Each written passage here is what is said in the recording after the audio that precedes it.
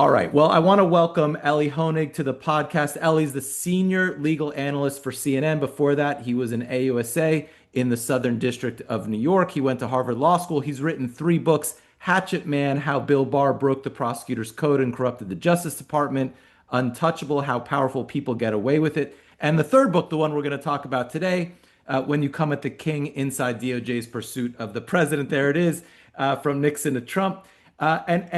So welcome to the show, Elie. Thank you for having me, David. So before we get into it, if I can. So first of all, I'm a fan of this podcast. It is great. I'm not just saying this to sort of puff you up, but I do want to just take a minute, if I can, to thank you for the episode you did with Chris Morvillo, right? Because Chris was a colleague. He was well older than me, but I overlapped with him for a year or so at the SDNY. He second sat me on something, not a trial, but maybe a hearing, and was just the greatest human being. And we all loved him. And just by freak of life, a week or two after you did the podcast with him, he tragically passed away in a horrible accident. And I went back and listened to your podcast with him, and I told many others to do that. And I thought, A, it's a riveting story that he tells about that trial, but B, it's such a perfect capturing of who Chris was in his literal voice, just the kind of joy that he brought to this profession. And I'm sure, I can't speak for his family, but I'm sure that his brothers, who are also lawyers, are thrilled that that record of him exists. And it was touching for me to listen to that. I'm grateful you did that. Well, thanks for saying that. That was a great episode, and a great way to remember him. I still think about him a lot, and I Yeah. had never met Chris in person. And when we were getting ready for the podcast episode, we said, we got to get together. And he said, well, I'm going to do this great celebration first. And he texted me when he got there. And I think about it all the time. Like, it's so crazy. He spent his like 10 years of his life getting ready for this trial. He wins it. And it's so tragic. What happens makes me crazy. Yeah, it really is a reminder of just, I'm not to get super corny, but of just how precious this is, and that nothing's for granted. So So, yeah, so I did agree. you work with Chris at SDNY? So Chris was there. I mean, we probably overlapped for a year or so. I was brand new and he was established. And as you probably know, your first couple big things, you get assigned a second seat to babysit you. And so Chris babysat me. I think it was a suppression hearing, if I remember. It was not a jury trial, but and I was scared. I remember when they said, okay, Chris Marvillo is gonna be your second seat. And I was like, oh boy. I mean, not that it was, I just knew he was a very well respected guy. And I went up. I have a very distinct memory of going into his office, sitting down, and immediately being put at ease. Like, oh, okay, he's not pretentious. He's not a hotshot. He's not an egomaniac. So yeah, we overlapped, I guess, a year or two, something briefly. But his whole family is sort of royalty in the New York. His father Of was course. was a legendary lawyer in the city. He has all these, I forget, he has like four brothers or something. Who are all. So yeah, what a tragedy. But again, a great remembrance of him. You mentioned the word hotshot, and I was going to ask you about this. Your nickname, Oh, of course, was Hotshot Honig, and so I wanted to ask you how you got that nickname from one of your mob trials, right? yeah, so I was the lawyer on one of the trials of John Gotti Jr. This was the fourth and final one. There's a longer story to it. In fact, it would overlap with Florida a bit because he had been charged. We Right. didn't want the case, right? It was charged three times before I had anything to do with it. Florida charges him. It gets sent back to us. I end up trying the case, and the Gotti family, there's always interesting dynamics in the courtroom. Sometimes you end up sort of cordial, friendly with the defendant, the defense lawyer. But at these mob cases, and I'm sure a lot of, other cases, the family's there. So at the Gotti case, they were stacking the courtroom with family members and sycophants and, hangers on. And the Gotti family started hissing at me, and to the media, they would call me hot shot Honig. Now, let me just say, this was entirely intended as an insult. But it's also like one of the nicest things anyone's ever. I mean, my friends from growing up call me way worse than that on a daily basis. It's great. So I embrace that put down by all means. Who are the defense lawyers in that case? Charlie Carnesi, who has since passed. Gosh, now that I think about it, it was Charlie Carnesi who has since passed away. Do you know Charlie? No, I've heard of him, of course. Yeah. Charlie was like a classic, like Brooklyn, Queens. He was a mob lawyer. I don't think I did 4 or 5 cases against Charlie, a couple trials, 2, 3 trials. I don't think I ever saw a stationary. Like literally, he did not write motions, but he was, he knew how to talk to a jury. He was a New Yorker, and they related to him. He was charismatic. He was a good lawyer. Joseph Carrazzo, who Right. his father is reputedly a member of the Gambino family. but a good lawyer also. And then a guy named John Maringolo who also passed away, but young. John was like my age. I don't know exactly what happened, but so yeah, gosh, I'm dating myself here. One of the great Gotti lawyers was a guy named Albert Krieger from Miami. I don't know if you ever met No, Albert, one no. of these great, great lawyers. He's since passed away as well. But I Yeah. remember seeing Albert when I was a young lawyer, and he had this booming voice. And I thought to myself, like, I will never be able to do what this guy does in the courtroom. He was that good. Yeah. He was so good. So who were your mentors at the SDNY when you were Yeah. there? Great question. Mimi Roca was my unit chief for several years. People probably know her. She was elected Westchester County, New York DA. Decided she didn't want to run again, but people know her from TV and things like that. My three, I said you had to be second sat your first three trials. My first trial was Richard Sullivan, who's now a Second Circuit judge. Great guy. I wrote about him a little bit in Hatchet Man. He was tough, intimidating. My second was David Anders, who's Mimi's husband and is now a partner at Wachtell. And my third was Maylin Kwanget, who's very accomplished. She's a lawyer at I forget which one of the big firms. So certainly all three of them. I mean, there's so many role models when you're in a Yeah. place like this, right? It's like, I mean, you find yourself as a first year there just in awe, just looking at these people. And the funny thing is, they feel like they're so much more accomplished than you, but they're like 6 years older than you, Right. and a couple years later, like you're the one with a dozen trials or whatever. But man, Jen Rogers also, I should say, who you probably know from CNN. Jen and Mimi were my chiefs. Preet was my boss for several years. Preet Bharara Right. was the U.S. attorney. So just, that's to name a few. I argued the Ghislaine Maxwell bail appeal in front of Richard Sullivan, and when Ah, I saw Judge Sullivan on the panel, I thought, I'm not gonna. This is not a great draw no. for us. He Not a doesn't great tend draw. to bail. Yeah, yeah.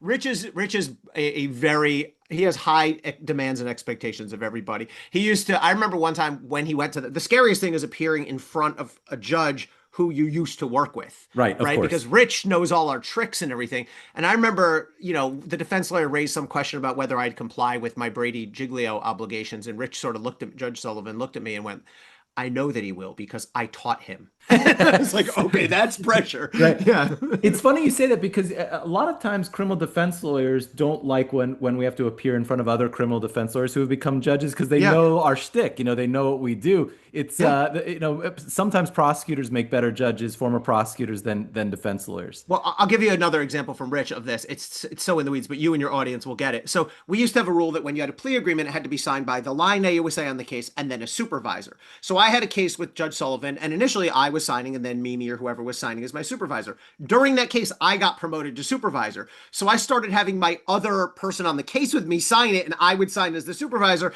And Sullivan takes one look at one of these plea agreements and goes, I see Mr. Honig signing his own plea agreements now. I was like, Right. damn it. Only one person would have even picked up on that. It's great. And of course, you guys call, we all joke that it's the sovereign district of New York. You guys, have this sort of, or I tried one case there a Mm-hmm. couple years ago. And I have to say the prosecutors were really smart and really good. Yeah. I was closing on my 50th birthday. So I'm going to be 53 in November. So it was 3 years ago. And I remember, sorry for the long story, but I No. remember saying in closing, there's nothing I'd rather be doing on my birthday than giving this summation for an innocent man. And the prosecutor, to his credit and very quick in his rebuttal, said, I know what Mr. Marcus is going to be wishing for tonight when he's blowing out the candles, some better evidence. And Oh, I thought like, wow, that was pretty good, like pretty damn. good on his feet to do that. That's vintage SDNY right there. Yeah, Yep. yeah, pretty good. So after you leave SDNY, Yeah. how do you get into doing the on-air stuff and CNN stuff? I mean, it's such a, Yeah. most lawyers dream of this. You actually did it. How do you do it? There was zero, trust me when I say there was never a plan to do this. This was happenstance. I fell ass backwards into it. So I had been a prosecutor all told for 14 years. Summer of 2018, I finished my time as a prosecutor. And that was the height of the Mueller investigation, right smack in every day. Manafort, Michael Flynn, Roger Stone, Michael Cohen, right? Like, and Mimi, the aforementioned two people, Mimi Roca and Dan Goldman, who's now in Congress. Of course, people know Dan, had recently left the SDNY, were doing this, and they both sort of said, well, they need prosecutors like all day, every day, 18 hours a day. And so we'll pass if you want, we'd pass your name on to producers. I said, yeah, please do. and I just started doing CNN and at the time MSNBC, even a little bit of Fox News. And at the end of that summer, I was sort of hit me at a certain point, like, oh, I might be able to sign with somebody here. CNN made me an offer, and I signed with CNN. Now I'm 7 years in with them.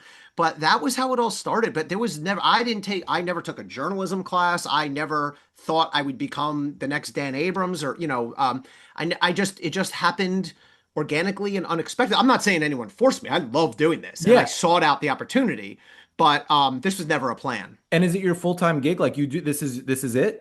Yeah, I mean, I teach at Rutgers undergrad where I went. Awesome. I teach about prosecution. I know you teach at Miami, right? Law Yeah, school. yeah, Yeah, yeah. so I teach a similar, it's not a law school, but I teach about prosecution and that kind of stuff. I teach 2 or 3 classes undergrad. I'm at a law firm, Lowenstein Sandler, but I do very little. I do what I do is per diem, not per diem, percentage of what I do, Right. but I'm of counsel there. CNN, I write weekly for New York Magazine, and now, yeah, my third book. So that's So, it. one of the things you mentioned just now, everybody they want prosecutors to be on the air. And I was going to ask you this a little later, but I'll ask you this now. No It's good. always so weird to me, and not to take anything away from former prosecutors, but I always feel that, it is odd that they very rarely want, and we're seeing more and more, and it's getting better, but Yeah. very rarely do they ask like for criminal defense lawyers to come on and Yeah. give the other side. And so a lot of times, like I'm pulling my hair out. You're fair, but a Yeah. lot of former prosecutors tell the story from a former prosecutor point of view, and it drives me nuts. I can't explain it except to say that there's some cachet about the former Right. prosecutor Of course. tag that I benefit from. And look, I mean, there are a certain breed of former prosecutors that just like to go on air and, the minute an indictment comes out, go, oh, this guy is cooked. It's Yeah. over. I was Right. a and it's like, it's actually better education for the audience and usually more accurate to say, here's where we are in the process. Here's what we know. Here's what we have to do to get an indictment. It's fine to say, I've looked at this indictment and it looks shaky or it looks super strong, but a lot of people want, the way you get the clip, if that's what you're searching for, is to go on and proclaim this is a slam dunk, the nails in the coffin. And I never gave into that. There are times, look, there are certainly times I'll say this looks like a really strong case, but I like when we have more defense lawyers on. I think we need more people to come on and burst the bubble a little bit and give a reality check. I mean, look, a lot of my second book, the basic premise of my second book was this was written in 2022 when everyone knew Trump was going to get indicted, but we hadn't even had Jack Smith appointed yet. And I sort of said, everyone wants to bury this guy and say he's cooked and, what's his prison number going to be? And one of the central theses of that book is it ain't going to be as easy as you all think. And here's why. Right. I mean, it does. I'm always fascinated by powerful people to go back to your Yeah. other book and whether they do get a fair shake or not. People think, to go back to OJ and Michael Jackson, that they walked because they had the money to hire great lawyers. But in a lot of ways, there's a lot of disadvantages with being rich and Yeah. famous and being in court. You draw the best prosecutors, you draw all their resources, you draw lots of media. There are downsides to it as well. Well, look at Sean Combs, right? I mean, Right. I mean, it's a perfect example. I don't know that Sean Combs would have been charged at all, and certainly not. He was overcharged. I said I am on videotape for CNN Absolutely. saying during that trial they're not going to get him on racketeering. That's an overcharge. So I think that's an example. And look, even in the book that the current book, I mean, it's a little different. It's not quite the same as being a celebrity, but there are times when, plenty of times when presidents and other powerful officials are subjected to extra levels of scrutiny because of their power. What happened with the Southern District of New York? Like, why did they prosecute Diddy in this case? It seemed like everybody, I mean, far and wide was saying like this is a weird case Yeah. for the federal government to go after, especially the Southern District of New York. It seems sort of outside of their typical thing. Yeah, I can't really explain it. I mean, look, the sequence I think maybe tells us something. There was all the civil suits came first, Right. then the media uproar came second, then the prosecution came third, and the prosecution was overdone. And listen, the defense lawyers did a great job on that one. I mean, I know Agnifilo a bit, and I just thought they did a good job of basically pointing out like you can have all the bottles of lube you want, like that's not a crime. Yeah. And yeah, they really they took the case apart. Yeah. As somebody who's on TV all the time, it must bother you that we can't watch the Diddy trial, right? Like, shouldn't we have cameras in the courtroom? Shouldn't we be able to see what's going on? It drives me bananas. I have done a 180 on this and maybe an opportunistic. No. If you, well, no, I'm saying if you would have asked me when I was a prosecutor, I would have said no Oh, cameras in the okay. courtroom. Absolutely not. The last thing I wanted, I didn't want people playing for the cameras. I didn't want the pressure of the cameras. I didn't want the focus. Now I'm 180 different. Now I think everything should be televised. I mean, it's kind of ridiculous that it's not, if you think about it, right? Like everyone agrees trials are public, right? Speedy and public trial.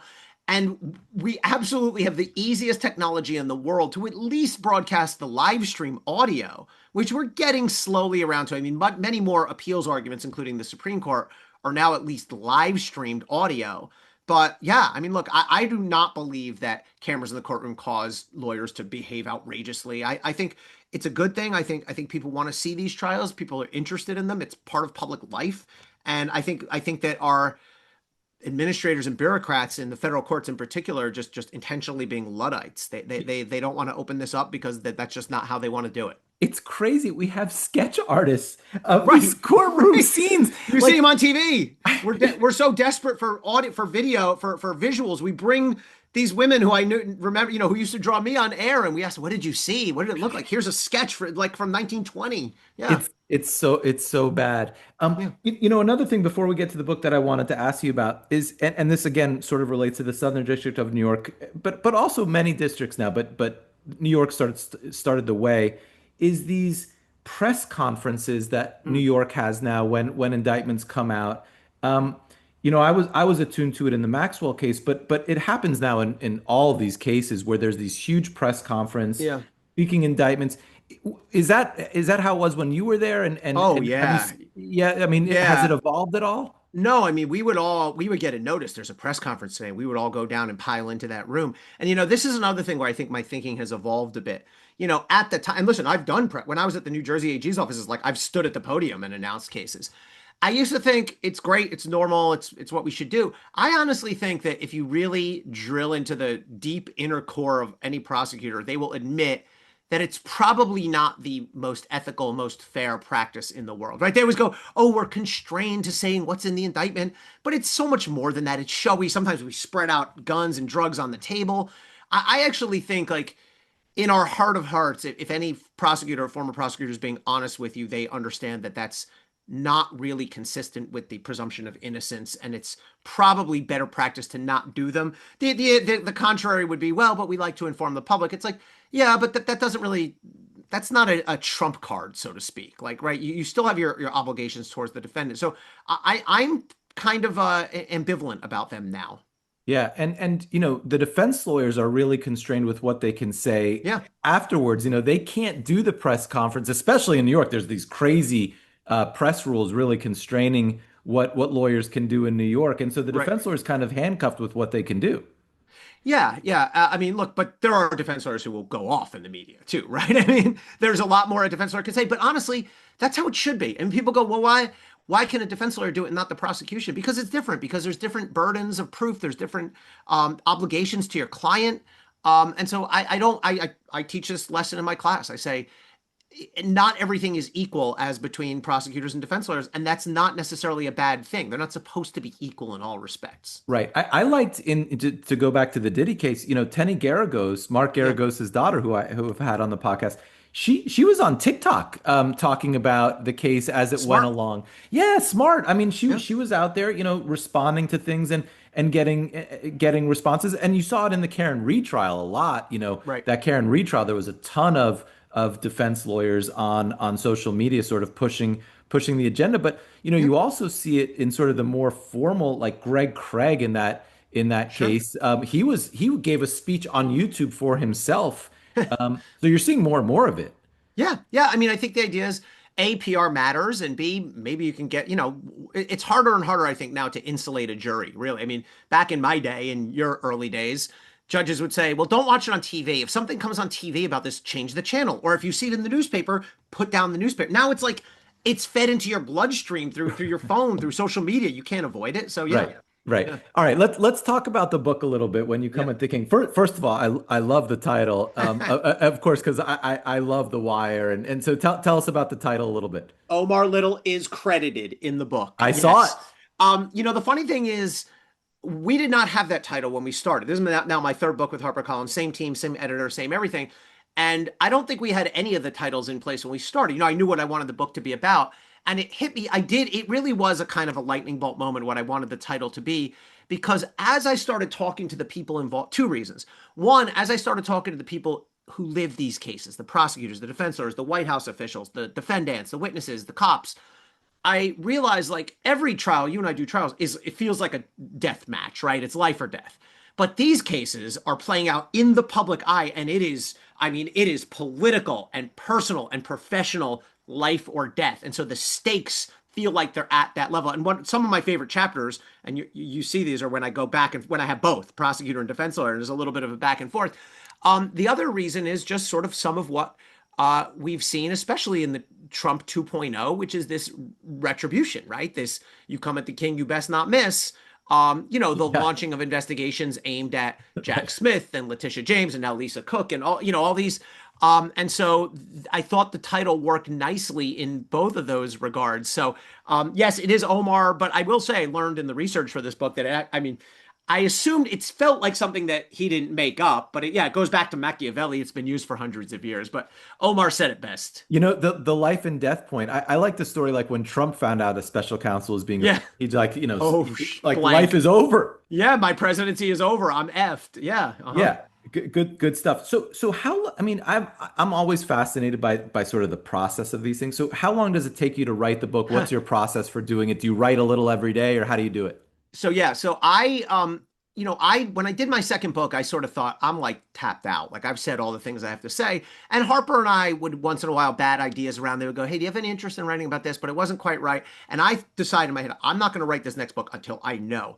And I read George Stephanopoulos' book, The Situation Room.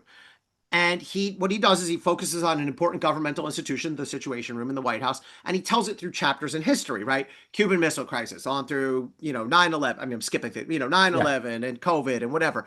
And I thought, oh, this is okay. I got it now, right? Special counsel, independent counsel. And so each chapter is Watergate, Iran Contra, Clinton and Ken Starr, all the way up through Jack Smith and Donald Trump. So I texted my editor, Eric Nelson, and he was like, yes, that's it. We're doing it. And that was about a year ago now. I spent about 6 months, maybe 7 months writing it. I had a rule early on that I had to write 500 words a day. No matter what, even if it was a football Sunday, I had to, turn off the TV for 20 minutes and write 500 words. The way I write is like, put get it all out on the page and then craft, edit. And there were days I wrote 500 words and none of them survived. Right. But I just wanted to put it all out there. The other thing I did, as you see in this book, I interviewed 35 people on the record. And those interviews largely guided and informed what I did. I would interview somebody, I would have pages and pages of notes and transcripts. But then going through it, it almost like, I don't want to say the book wrote itself. That's a little bit of an oversimplification, but really guided what I wanted to do. And I approached this book, my first two books were sort of viewpoint driven. My first book was Right. explicitly a criticism of Bill Barr. My second book was a little bit more, sort of both ways. But the point was basically like Trump's not going away as easily as you think he is. And this one, I went into it just, I don't know. I'm gonna pass. And some cases you'll see, I can see the argument both ways. Some cases come in for a bunch of criticism, and some cases earned praise. But I waited till I heard all the evidence from all the participants. Did you ever hear on the Bill Barr book? Did you ever hear back from him about it? No, but it's funny. I guess I shouldn't say who, but we know a couple people in common, pretty close, who have been really cordial. I actually asked Bill Barr if he would talk to me for this book through this intermediary, and the response was cordial. It wasn't like he loves you, but no, it was just he said no, thank you. But no, I know that he knows about the book. I know that for sure, and I know he doesn't like it. But he never has he said you were wrong about this or this was a lie or whatever. So, yeah, look, I felt it was tough but fair, and Yeah. I haven't heard to the contrary. So. So you get 35 folks to go on the record, which is pretty incredible. How did you Yeah. get folks? Did your editors and people help you, or did you reach No, out to people on your own? I did it all on my own. So Yeah. some of them I just know. I know Andy McCabe, who's in the book. I know Carl Bernstein, who's in the book. I know, a handful like that. Others I just went too cold. Like I'll tell you, just Rod Rosenstein. I don't know him. I just emailed him, and people know his response was something like, "I know who you are. You're fair. You're a straight shooter. Sure." There was others that were like pretty involved. I'll tell you, one of my favorite gets was Judy Miller. Judy Miller is the New York Times reporter who got locked up for 35 days, or was 85 days, sorry, on the Scooter Libby case. And I can't say who, but a well-known anchor at CNN gave me Judy Miller's email and said, "Good luck. She's kind of a recluse. She's kind of like a tough nut to crack. So don't be offended if she's like ignores you or is sort of curt." And same thing as Rosenstein. Just I got a very short, "I know who you are. You're straight. Let's talk." And she gave me hours on the record. David Kendall, I listened to your podcast with David. What a incredible amount of stories. But I should say, I did have several people who said, "I only want to be anonymous." And I said, "I'm not doing it." I said, "You can either give me your name and be on the record, or I'm not taking it, because I'm not having it where somebody backs what they say and puts their name on it, and then somebody kind of responds anonymously." It's And so that, much better. I would say, 4 out of 5 people who I posed that to said, "Okay, I'll go on the record." A couple of them bailed, but that's fine. Yeah. When I think it's so much better to reach out on your own. I do the same, obviously, with the podcast. I don't have any editors or producers or anything, but the example I like using is, you know, your buddy Caitlin Collins. The reason I think she's so successful is she has all these people that she talks to all the time. 100%. Yep. All these other shows, like, and I've learned a lot through this Maxwell case. The other shows have their producers reach out to you. Hey, will you Yeah. come on X and Y show tonight? Caitlin's out there like really pushing her sources to do it, and I think that's why she gets all these great people on the show. That is 100% correct regarding Caitlin. And I picked up on that. She and others at CNN. This is sort of my first really deeply reported piece. And another one of our anchors sort of, told me that, once you get a string on a story, you can pull that string and you can get more people. So I would say to, let's say, one of the prosecutors, I would say, "Look, I've talked to Ted Wells on this thing, and he told me his account." And then the other side's going to want to get in. But why do people want to talk? I mean, and look, people from recent cases talk. Bob Bauer talked to me. He defended Joe Biden. This was, a year ago. Yeah. Abby Lowell was 6 months ago defending Hunter. Trump's team, of course, was eager to talk to me. John Lauro. A lot of people, I think, understandably want their version of history. So it's sort of like the farther back, the more willing, right? The Watergate people were thrilled to go on the record. The Clinton and Ken Starr people, there was still a little bit of contention between them, but people want their stories told. But even more recently, I think people trusted that I was going to tell it straight and fair and not look to hammer or cheap shot anyone. And I think I did that with everybody. But yeah, I mean, people want to tell, obviously defense lawyers know enough to protect client confidences and to not waive privilege and all that. But look, I talked to a lot of defense lawyers who did not hold back. I mean, Abby does not hold back. Abby Lowell does not hold back in his book, nor does Bob Bauer, nor does David Kendall, for that matter. Right. So, No, yeah. no, that's what I loved about it. And Lauro really went off too. I mean, Yeah. I really enjoyed it. I Yeah. thought that story you mentioned Ken Starr, and I want to talk about some of the stories because to me Yeah. that's the best part. So when he runs into Monica Oh, Lewinsky, it's such a great story. You can tell that story. it's unbelievable. And Monica wrote about this in Vanity Fair. So they never met. You would assume they would, but you and Right. I did. I mean, if you know how these things work, like, it makes sense. Like, I don't think Preet ever was like meeting the defendants I was prosecuting, when he was U.S. attorney. Like, you wouldn't be the one to do that. I figured, though, at some point they would, but they never physically met. And a few years ago, Ken Starr, of course, died a couple years ago, but a few years before that, Monica was at a quiet restaurant on, I think, Christmas Eve in Manhattan with her family, and she sees this guy, the man in the hat, she calls him, and she's like, could that be? And they had this interaction, and he kept saying, "Are you okay? Are you okay?" And she said he never apologized, but "Are you okay?" And it's remarkable. Monica, look, I mean, she comes out of that chapter as one of the few people I think just handled herself really admirably and It's true. heroically. And I'm a big admirer of hers now. And she was. It's interesting because it's easy to forget. I actually at one point asked my researchers. I said, people had to at the time, I was in law school at the time. People had to have been criticizing like the way that Monica was being treated and handled and attacked. And the only prominent person who was speaking out about that was, again, I'll say a friend of mine, but Maureen Dowd from the New York Times. And I quote her in the piece. And she was the only one who was like, what people are doing to Monica Lewinsky is sexist and gross and inappropriate. But that was not what people were largely saying in the No, 1990s. not at Yeah. all. And Yeah. and she never flipped, which was No, pretty incredible she's a too. hard Like ass, man. for a Yeah. young right for a young person like that with all the pressure, like to stand Yep. up and say like I'm not Yeah. flipping. Yep. Absolutely. I love that part of the whole story. Yeah. Pretty crazy. So the book starts out with another great story. Jill Wine Banks, Yeah. and I try to think about like the when she comes home that day and sees that she's been broken into. I mean, what a crazy, incredible story. Yeah, so Jill Wine-Banks was one of the prosecutors on the Watergate team. She was known at the time as the Watergate Girl. It's the title of her memoir. She was 30 at the time, and now you can do the math. She's I don't know 75 or whatever now. And but sharp as a tack and delightful. And my mom even was like, "Oh my God, you know Jill Wine-Banks?" Because they worshipped her, right? She was stylish, and she was the only woman on the team. Tussling with the Nixon guys. So Jill has this incredible day where she basically catches Nixon's secretary in a lie about why there was a missing gap on the tape. And she's riding high and she goes home, and her home in DuPont Circle had been broken into, burglarized.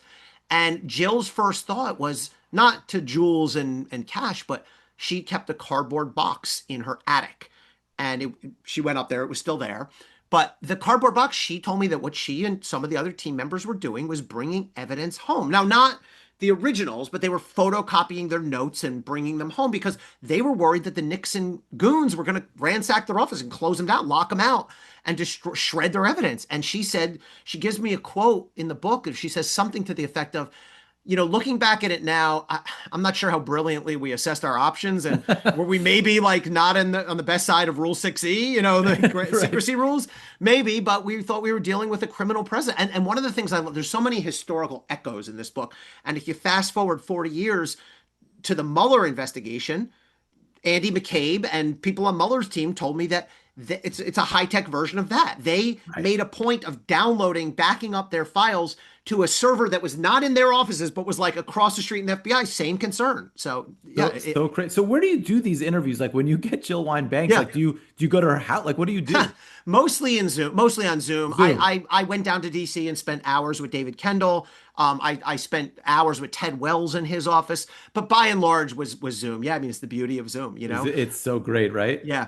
But it was great. And the favorite part of going and meeting with these, David Kendall has a whole wall of Williams and Connolly, which is memorabilia, and Ted has these sketch drawings of himself cross-examining Tim Russer, and you can really, I love those flavors and details, the little things that you get from people. So David Kendall, I was at Williams and Connolly at the time of the whole Clinton Oh, fiasco. okay. So I did that's not how know I that. got to know to Yeah. know David. And I just love the story in your book about when he calls the Attorney General Eric Holder Deputy and AG, yeah. Holder's at the Wizards game. By the way, we fact checked that. I did look to make sure there was a Wizards game that night at home, and there was. It's so great. Yeah, he told a version of the story on your podcast, and so I re-elicited it from him. But basically, it's the moment David Kendall first hears the name Monica Lewinsky, because it's easy to forget. I think people today don't realize Ken Starr was going for 3-4 years on Whitewater. He was done. And what both David and Lanny Brewer, who was White House counsel at the time, said to me is like, this guy was just playing out the string, hoping. And Lanny said to me, all of a sudden he gets this manna from heaven. And so anyway, David gets a call from Mike McCurry, who's the White House press secretary, and says, we have an emergency call tonight at 9. And Kendall goes, what is it? And he goes, Monica Lewinsky. And Kendall goes, who the hell is Monica Lewinsky? He came to know. Yeah. But anyway, McCurry basically tells the White House emergency team, he goes, the Washington Post is going to run this story about an affair with this intern. So Kendall then calls Eric Holder, who's deputy AG and a straight shooter. And he goes, listen, like, they're off base because this is obviously outside of Ken Starr's purview, his jurisdiction, as approved by Janet Reno and the courts. And there's sort of this sickening silence from Kendall's perspective on the phone. And Holder goes, yeah, you better not get out too far ahead of that one. And Kendall's like, oh, I knew at that moment everything changed. and go Wizards. Go Wizards. Yeah. I love that detail. Right, exactly. It's so good. And Yeah. one story I didn't know, and when I read it, I couldn't believe it, that Robert Ray gets smuggled into the White House to cut In this David's deal. car. Yeah.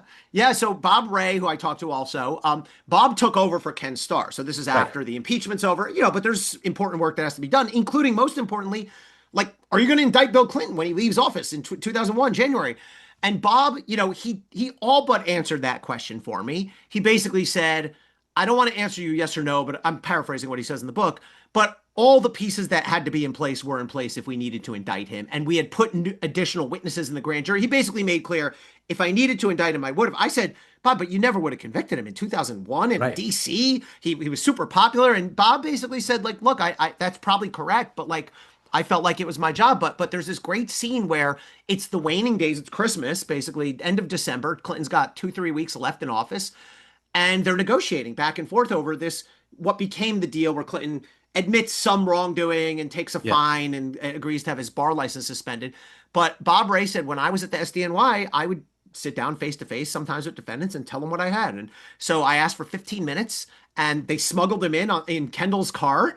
And Bob Ray sat right across the table from Clinton and basically said to him, like, here's what I'm looking for. And, no drama.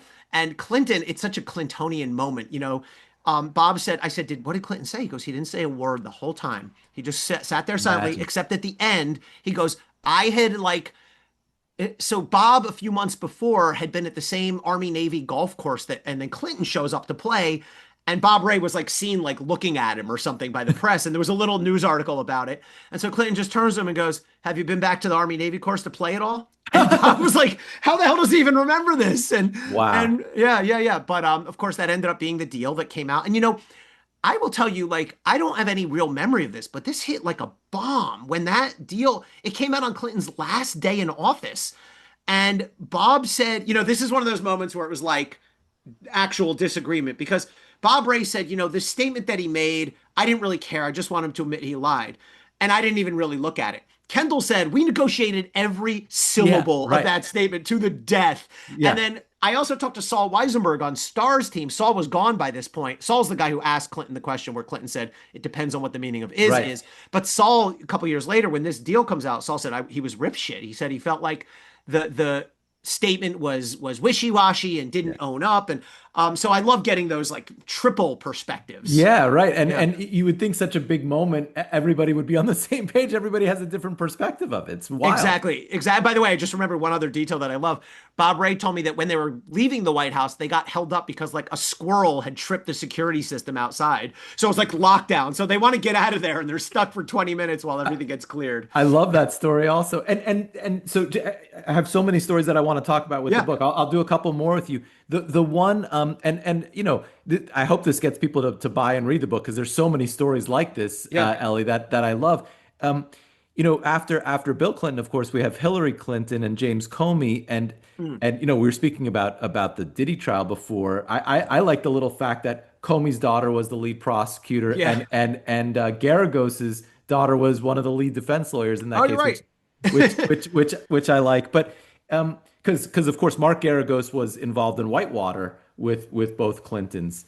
Right. Um, so James Comey, 11 days before the election, says, "I'm reopening things," and really contrary to what the Justice Department says you're supposed to do.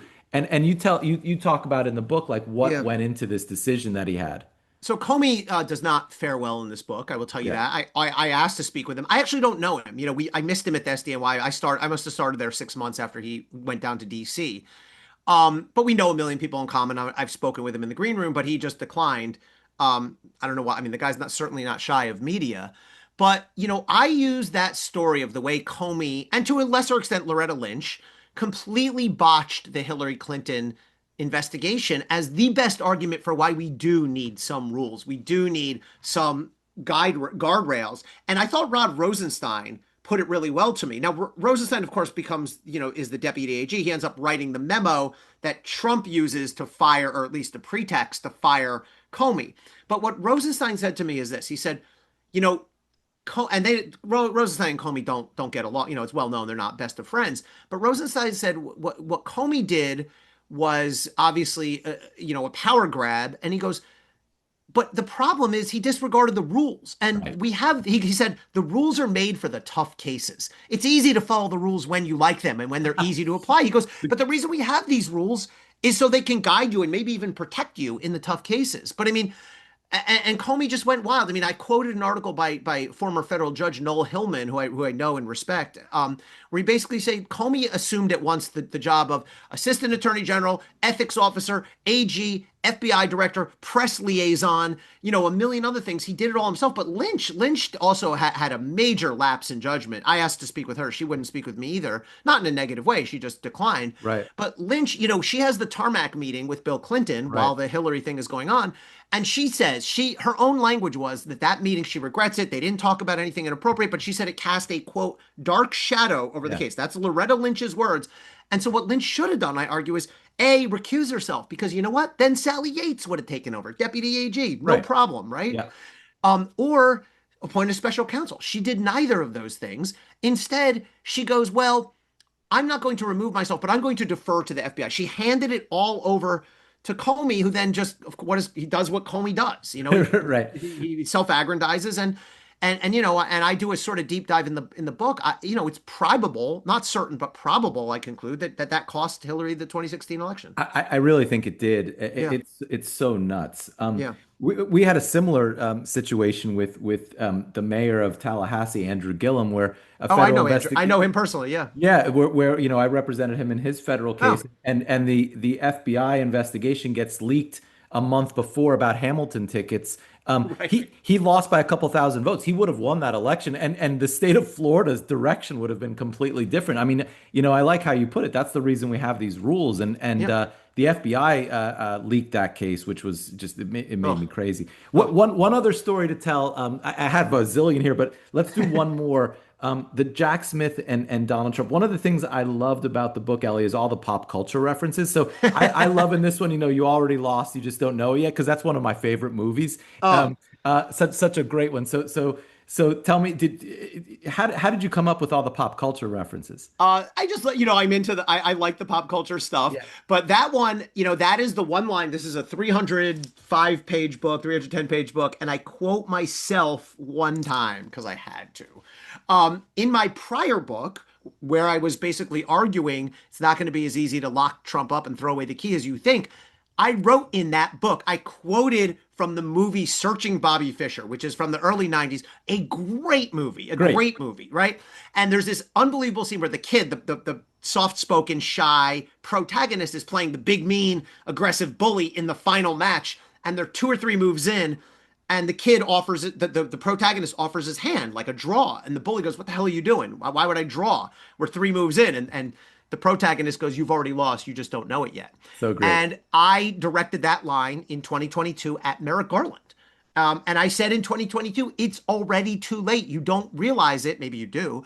But by the time I opened the chapter on Jack Smith with this sentence, Jack Smith never had a chance.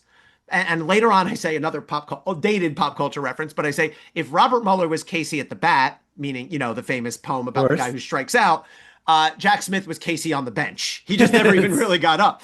Great. Because, Garland, and we can, people can debate the reasons why. I give a sort of theory in the book, but Merrick Garland, by the time he appoints Jack Smith, there's no possible way Right. that Jack Smith was going to be able to investigate, indict, deal with the immunity issue, which I also flagged in the last book, and get this case tried. And sure enough, that's the way it played out. So I like asking all my guests this, and especially since the searching for Bobby Fischer stuff just came up. One of my hobbies is playing chess. I love playing chess. Oh. What hobbies do you, other than Yeah. writing, and what do you like to do? I'm a what I would call a decent home chef, cook.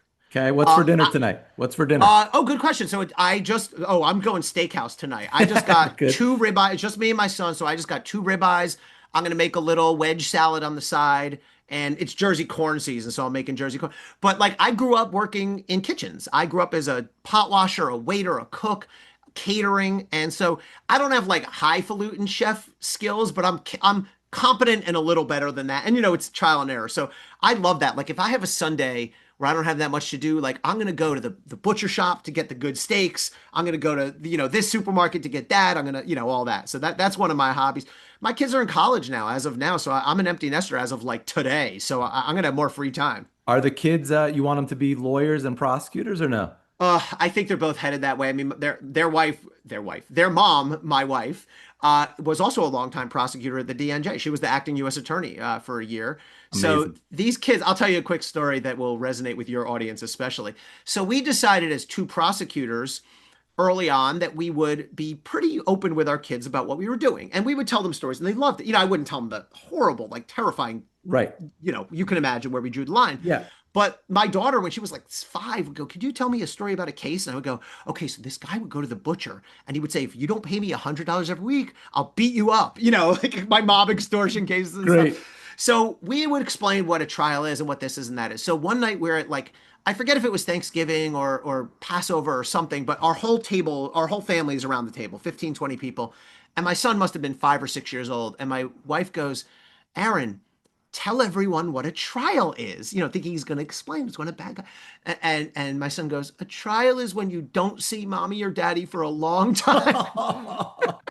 So I know your audience who listens to this, who are a lot of them are practitioners, that'll hit them right in the heart like it hit That's a me. great one. And Yeah, yeah, and now he's because 20, by the way. He turned out fine. yeah, he turned out fine. Well, Ellie, I want to thank you for doing this podcast, and I hope everybody goes and gets the book. I really enjoyed it, and there's so many great stories. I'm sorry we only got to cover a few of them, but Yeah. I think it's just a terrific a book, and I think folks will like reading about the stories. Thanks, David. This was great. I appreciate it.